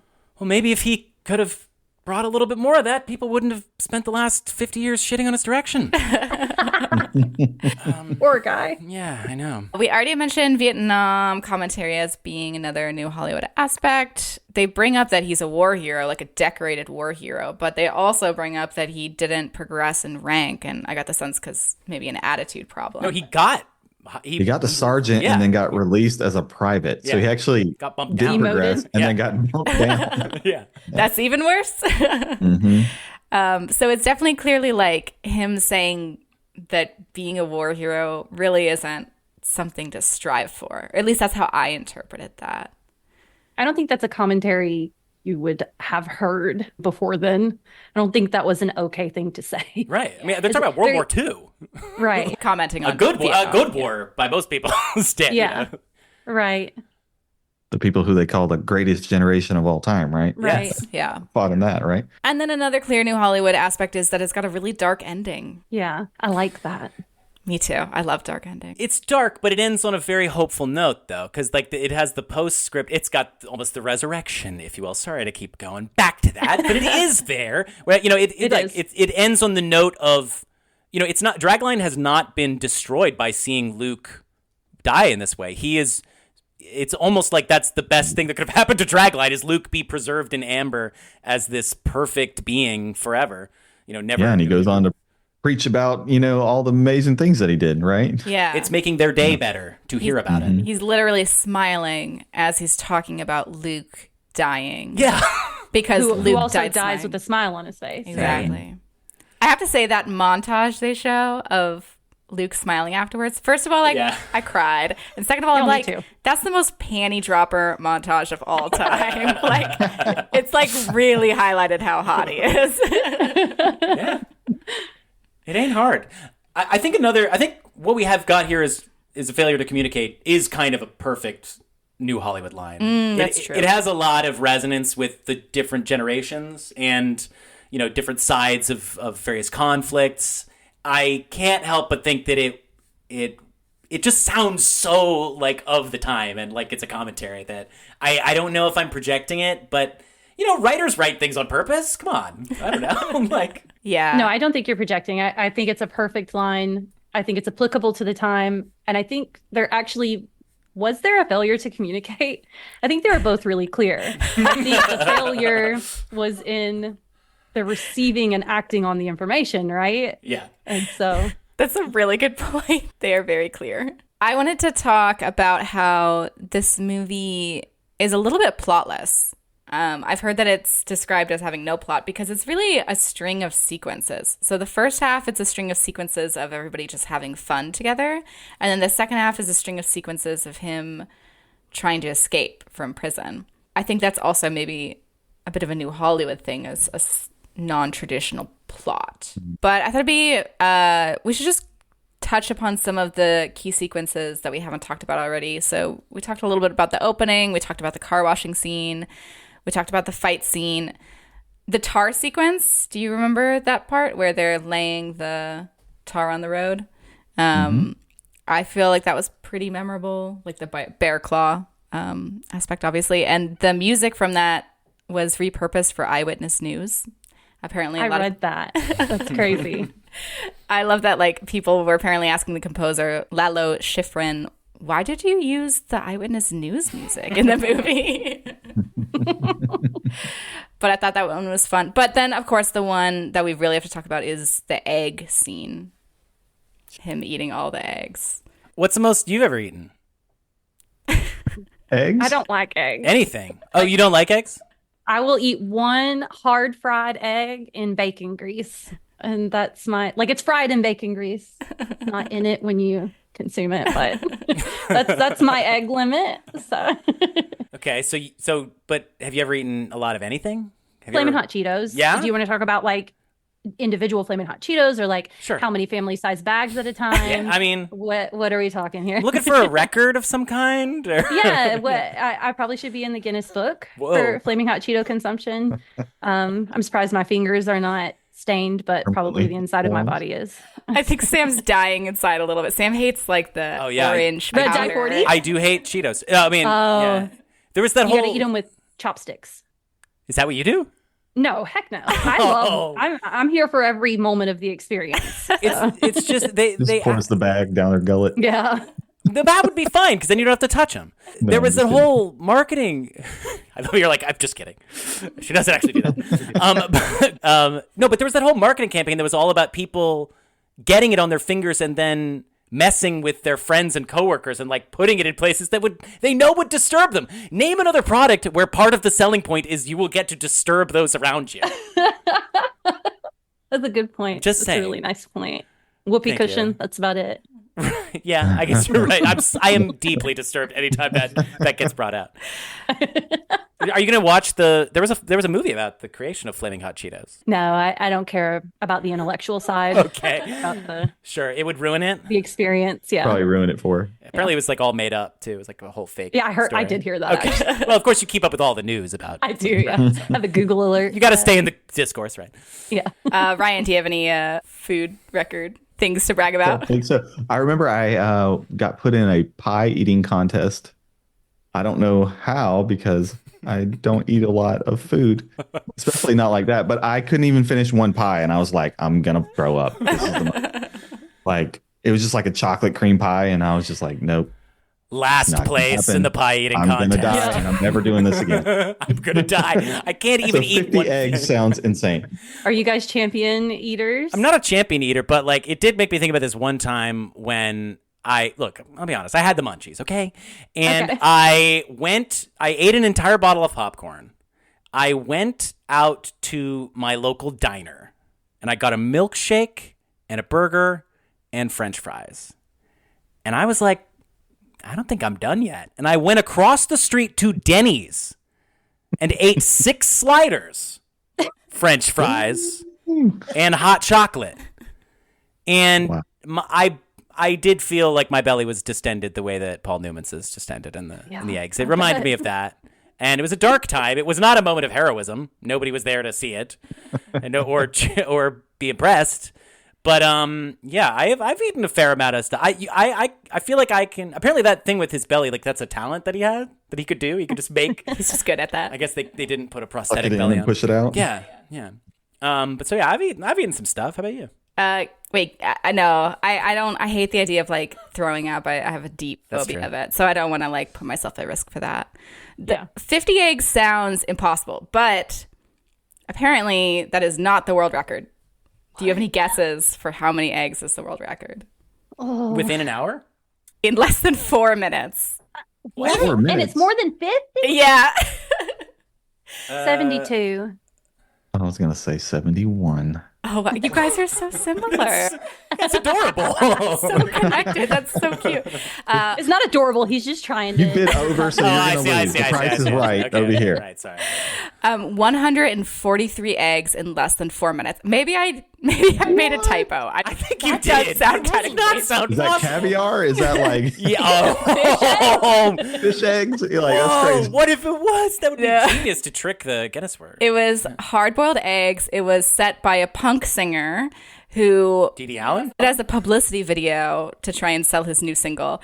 But he watched Cool Hand Luke, and he's Australian, so he's like, oh, I can eat heaps more. So he has a video of himself eating 143 eggs in less than 4 minutes. So I guess that has to be accurate in terms of the Yeah. time because it's a music video.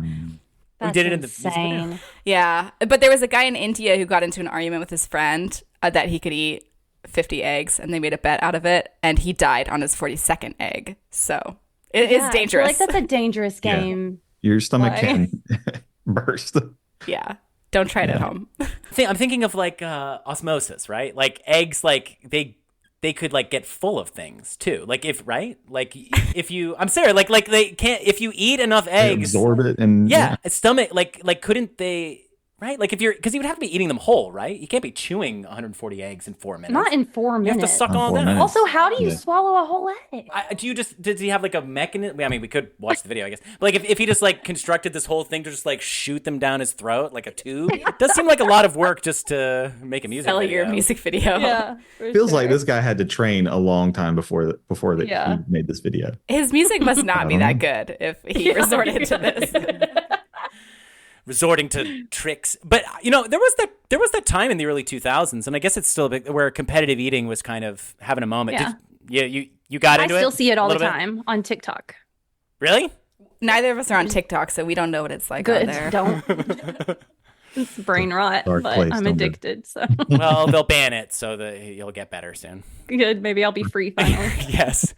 But yeah, no, I kind of got into the Takira Kobayashi move, the little dude who could eat hundreds of hot dogs. All the hot dogs. Yeah. That was cool. I don't want to enjoyed watch it. that stuff. I enjoyed watching Paul Newman do it Yeah, it was here. Paul Newman.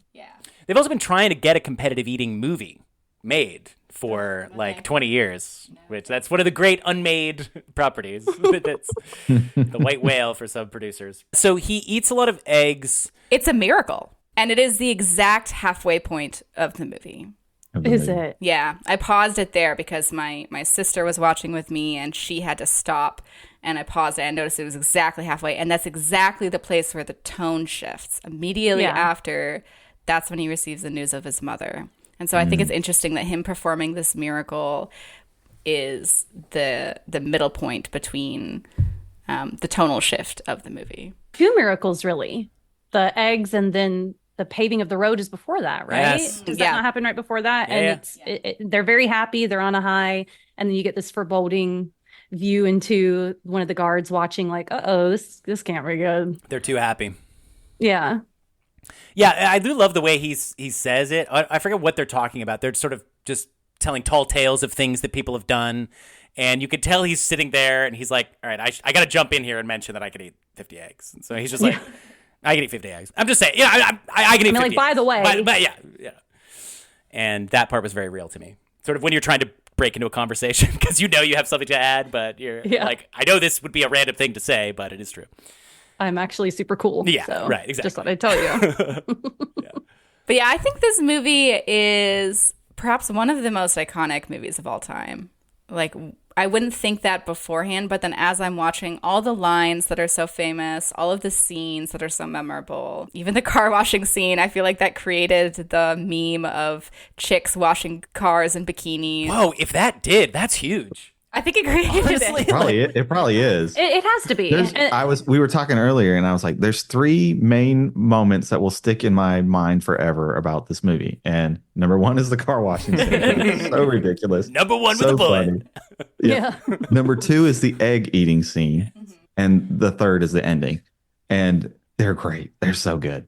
I could watch this movie over and over. It's a great movie to just like jump in the middle of and be like, oh, it's this scene. I got to see this. Mm-hmm. Yeah. It's weirdly likable. I don't know. Like, I mean, because it's sad, but it doesn't quite feel sad. It's not because it's right, I think. Yeah. It's how it was meant to be. If a movie ends sad and they haven't justified it throughout the build-up, then you're disappointed and it doesn't feel quite right. But I think. I'm curious, at what point did you guys know that it wasn't going to end all nicely tied up in a bow? Or did you know because it's New Hollywood? Well, there is a little bit of that because I mean that did become very in fashion in a way where then later people talk about movies in the late 70s having happy endings being viewed as, oh, that's revolutionary. Like, because people got so used to the downer endings being the Hollywood that was sort of like all Hollywood movies end on a sad note. That's just what happened. But I think of like Wanda, which is a movie we covered. That's about a woman who from the first second is never gonna have a good life. She's a total loser. She's not quite as lovable as Luke, but like I knew from the second I'm watching Wanda that it's not gonna end well from her. Did you feel that with Luke? I kind of do. Like I kind of think the decapitation of the parking meters is just such a perfectly stupid crime. Like, and when they see the thing, they're like, wait, what kind of a thing does that to do for a grown man? Like. It's true. I mean, it is just honestly like it's a crime for which there can really be no justification. It's not even like he's robbing them or something. He's just trying to transgress. I really can't remember when I first watched this movie when I knew it was going to go dark. But I feel like the sunglasses thing, like seeing stuff reflected in the sunglasses, did convey such like foreboding. Like, this guy is not a good guy. That for me, I kind of expected there to be a dark turn, perhaps because of that imagery. But I don't know, actually, like when I rewatched it for this, like halfway through, before he receives the news of the mother, I'm like, did I remember this one? Is this movie like just funny the whole time? Yeah, I also think there's just a bit of the Newman to it, where it's just like this was this weird kind of new character that he was playing. You definitely don't expect him to get the girl. Weirdly, and you don't expect things to work out for him. He's pushing you away so constantly that I don't know. It's tough. What did you guys think? I held out hope until the end. I always will. Even if I know, I don't let myself know. Do you know what I mean? I kind of fight against the reality. And even when he ran into the car the last time, he had given up, and then he runs into the car and he shuts the door. I still let myself have that one moment of, this is it. He's going to escape. They're running, and I'm believing and hoping, and then things start to wind down, and I'm like, how could this possibly end well? I know it's not going to end well. It's difficult for me to give up that hope, though.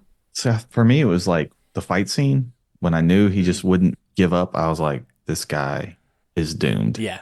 Like, I can see where this is, like, he will not give up until they kill him. And that's kind of where I thought. So I didn't know if that was what other people had thought or what. I think that's the right moment where you truly get to know his character. Do you think that it's not clear to me that he is, committing suicide by cop or whatever in the end. Like, he has a thought where he's coming out, and it's almost like he wants to talk to them, or that he is putting up his hands. Like, either way, he's giving in, right? Whether he's giving in to them taking him back to prison, or whether he's but he obviously is very happy when he finds out that they're not going to take him to the local hospital. They're going to take him all the way back to the prison, where he will surely not survive. So he's happy about that.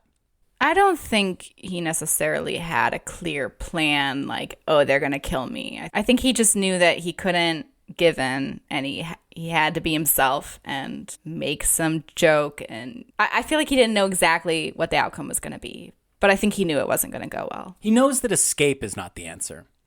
At this point, like, he's figured out that that's just a dream, but the reality of it is not going to fulfill me any more than living out in the real world fulfilled me, any more than being in prison.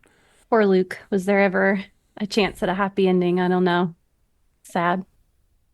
All right. I feel like I hit all the things I wanted to hit. How about you guys? The only other thing I would say is, like, I read something funny about the egg scene, is that they made like over 200 boiled eggs. And I guess, like, everybody, remembered Paul Newman eating a different amount of them. Some people said 8, some people said 12, some people said, whatever. But I guess all the cast and crew ate all the eggs because there's so many left over. And the smell was so horrible. Like, the 2 days following that, like, they had to, like, hold their breath and run out as soon as they finished the scene. It was pretty fun. Why did I think Paul Newman ate 50 eggs? I mean, they show he only you. ate like 8 eggs. Apparently he didn't like them. So Yeah, It would be too much. It took 3 days, right? And by the end of the third day, they're like, "This is certainly a lot of eggs in this room, people. I don't know how many more days I want to be in this room with 200 eggs." Yeah, that'd be rough. Apparently they were all like friends though. They all had a great time on set. Good. That's nice. Yeah, they loved it. They were buds. Kennedy is such a clear Newman fan, which I think adds to their friendship and stuff. Kennedy did. Sorry, one thing I wanted to say about Kennedy was he was excited about this opportunity. He knew that it was a good role. It was, a lot of people kind of getting elevated to slightly bigger roles than they'd had in the past. Strother Martin as the warden is another example of this. People who this is the movie that made their careers. And he said, when we were making the movie, I just thought I'm trying to do a good job. But then when the movie came out and all of a sudden people started stopping me in the street, Jack Lemmon and them saying, "You did an amazing job." He was like, "Am I going to get an Oscar for this?" So he started smelling it. Yeah, I think he spent some money on trade advertising to try and promote himself for it. He thought Gene Hackman was going to win for Bonnie and Clyde, but it's a big surprise for him. Said it allowed him to play roles other than villains. Good for him. Good for him, yes. Do you want to talk about the scale now? Yeah, explain the scale. Okay, so I don't know if you guys have listened to our recent episodes where we introduced this new scale. I haven't heard the scale. Okay. It's an ice cream scale? That's right. So I spent my adolescence working at various ice cream establishments, Baskin Robbins, and also Cold Stone Creamery, which, have you been to this place? Have you heard of this? Yeah? Been a while, yeah. Well, you might recall that they don't have regular old small, medium, and large sizes for their ice cream. They make the unusual move of asking if you would like it, a love it, or a gotta have it. Okay? So we have reappropriated this sizing system as a scale of rating movies that we at least like. So some movies, we say they don't make the scale, or like I took a sample of it. But if you like the movie at least, we rate it a like it, love it, or gotta have it. And I think that pretty much covers it. I have to say, we went to Cold Stone like 2 nights ago, and it was the first time we went there since starting this podcast and doing the scale. And they asked me what size I wanted, and I was like really flustered. I'm like, oh my God, I have to say the size all the time, but this is very strange. I wasn't ready to record a podcast right now, guys. This is a lot of pressure. Yeah, right. This will be forever. Okay, so go around. You want to go, Katie? Yes. Sure. I feel like Cool Hand Luke is a gotta have it.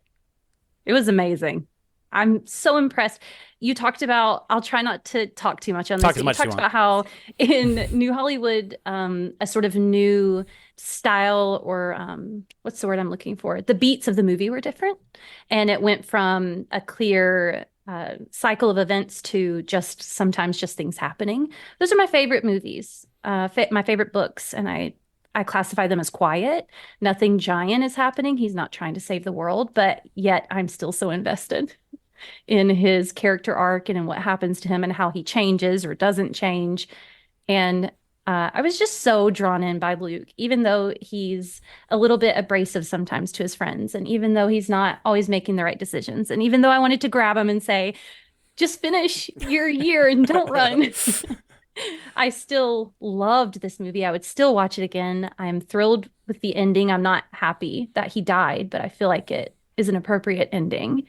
All around, I don't want to say it's a perfect movie, but it's really close for me. Lovely. I gotta have it. Woo! Absolutely loved it from smile to smile. That's Yes. that was great way to Yes. that's I really would watch cute. it Very over and over. I would watch this over and over, and if we had to put it on our top 10, it would probably be in my top 5 for sure. Whoa. Ooh. Yeah. I thought you were going to say number one and we were going to fight, but Ooh, no, not quite, but it's way up there. It's a great movie. What's your current number one? Is it Wuthering Heights? I think my number one right now, I think is it the Green The Green Mile I mean- and Good Will Hunting are both very and then number far up 2 there. is Double Indemnity. It's a film noir. I love it. Wait, so Green Mile. I mean, kind of a little in conversation with this movie. Yes, it is. Yes, it is. Katie, would it make your current top 10 list? Yeah, for sure. Absolutely. Nice. It probably would be in the middle, but definitely above Close Encounters, which is probably my number 5 right now. Mm-hmm. Yeah, I loved this movie. It was good. That's beautiful. What about you guys? For me, it's a gotta have it. It's just so iconic. It's so fun. I love like what it does to my emotions where I'm just having a great time, and then I love how it pulls you down in a very cathartic way. I love dark endings, but it's not depressing. And yeah, I love the sequences. I forgot to sneak in somewhere what Kale's thoughts, Pauline Kael. So our podcast is called Kale Your Idols, named after the film critic Pauline Kael.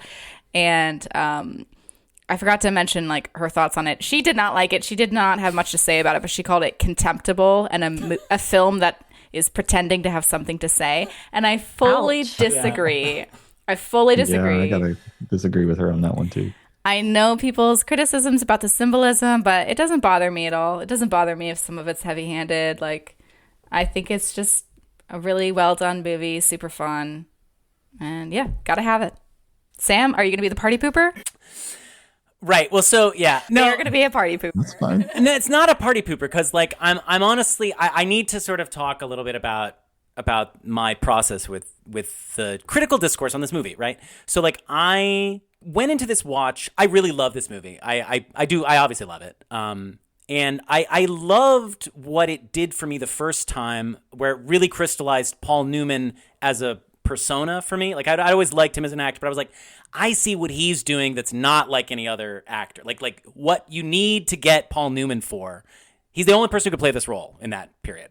Like, I mean, maybe there's other examples, but like, it's so hard to find somebody who is embodying, again, coolness. Sorry to repeat myself, but also he's not cool at all. Like he's the opposite of cool at the same time.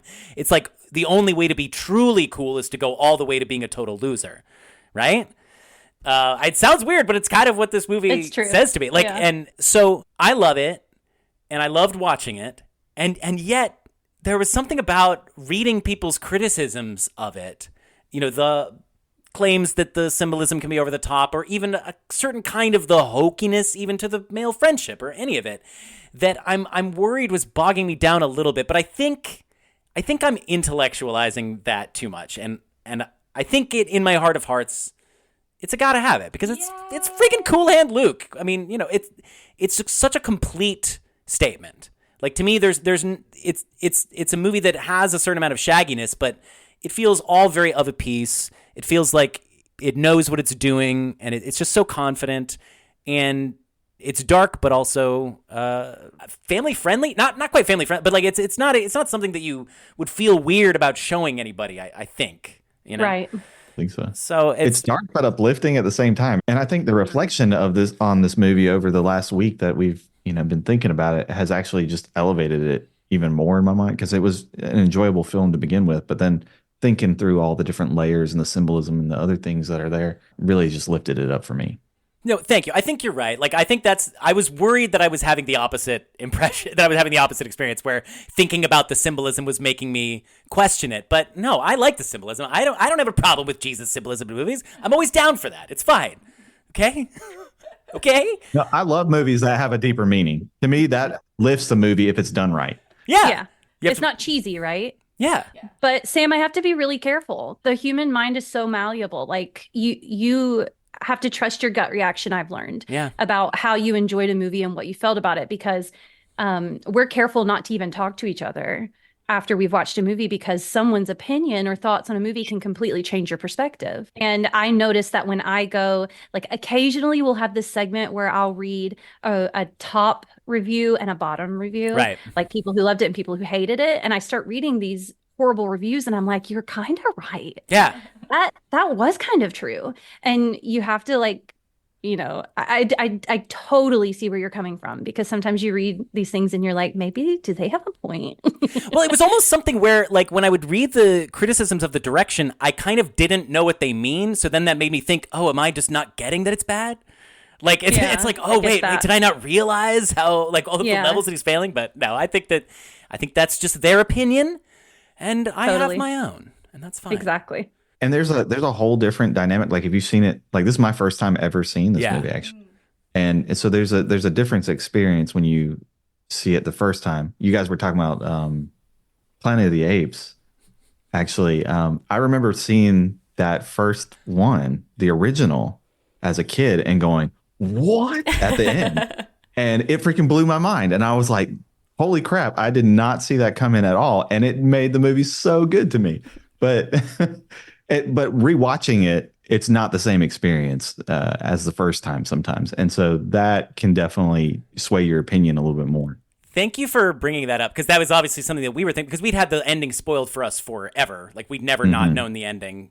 And of course, I actually don't know the ending. Okay. I don't know what happens. Okay, well. You guys have inspired me, actually, listening to your last one, to go rewatch the new ones, because I remember watching the first one and going, I don't know, maybe, but I'm going to go watch them all now. You actually said that today. They're good. He said that today. I'm a little further behind in the podcast because I have had work, but That's Ryan's fine. ahead of me. I've had actual things to do. Work. No, not No, I'm just kidding. that's not how I meant it, but I've just been extraordinarily busy. And so he's a couple of episodes ahead of me. And he came in and he was like, man, they watched, like, I don't even know how many Planet of the Apes there are. 10. Like 10? 10, Yeah. yes. And that's what he said. And he was like, it kind of makes me think maybe I should give Planet of the Apes another chance. That was our goal. Succeeded. Yes. Yes. And I'm really excited for you to experience the ending of the first one. Yeah. Yeah, I'm excited now too. Watch it before you watch the new ones. Okay. Yeah. Yeah, look, you guys have been wonderful guests. Yeah, Like, thank you so much for This was coming on. a blast. Thank you so much for coming. I love your show. I had so much fun. I'm so glad you did. Ditto. Thank you so much for having us. We've had a blast as well. Awesome. Awesome. And we look forward to listening to more. I've seen you guys grow, and each episode gets better and better. Oh, Thank you so much. That really means a lot. I will say I'm still very anti-GIF. Okay. I can't get on board with that. Thank you for talking. Thank you for bringing this up again, because this is again something that I feel like I do need to restate my thoughts on. Okay. Because it's not so much that Elena's like, not again. it's not so much that I am so vehemently pro GIF. Okay. It's that the argument that the GIF people have rested on, and there's a whole meme about this that's like, it's not called graphics interface thing, but I'm just like, that is not a rule of acronyms. No, that's not. Of course not. Okay, well, that's really all I need you, because, right, it's like, You're right about that. Thank you, You're like- right that you can't apply that rule. No. Thank you. That's not logical. that's really my thing. And so thus I am, because of my beliefs in that regard, I'm put on the GIF side, and that's fine. Well, then you're wrong. Well, but, okay. but your thought process is right. You I just got to the wrong answer. It happens. I know. sometimes. I'm wrong for the right reasons, and you're right for the wrong reasons. Well, I can't wait to see how your podcast, again, we'll plug it, The List. Check them out. I can't wait to see how your list changes as you make your way through the top 100. That concludes another exciting new Hollywood adventure. Thank you all so much for listening. Don't forget to subscribe to Kill Your Idols on the podcatcher of your choice. We really appreciate ratings and reviews. They are instrumental to the growth of small podcasts like ours. And we would love to hear from you. So please get in touch with us on Instagram, X, or you can send us an email to killyouridols@gmail.com. I run the social media accounts, so if you get into an argument with us on there, you will be arguing with me. I am kind of really proud of the Instagram content I post, so please check it out. We want to say thank you to the Illuminator for our logo, and thank you to ourselves for everything else. Please join us next episode where we will be breaking from our usual format in that we will be talking about a book instead of a movie. We will be covering Peter Biskin's controversial history of the New Hollywood era called Easy Riders, Raging Bulls, How the Sex, Drugs, and Rock and Roll Generation Saved Hollywood. This is the first of a series of book reports that we plan to sprinkle in throughout the show. This upcoming episode will serve as an overview of the whole New Hollywood era through the lens of salacious celebrity gossip. No need to read the book first. We will do the work for you. But if you are interested, the book is a pretty wild ride and delightfully trashy, if you're into that sort of thing. Okay, so that's the end of the show. Peter Fonda, how did we do? We blew it.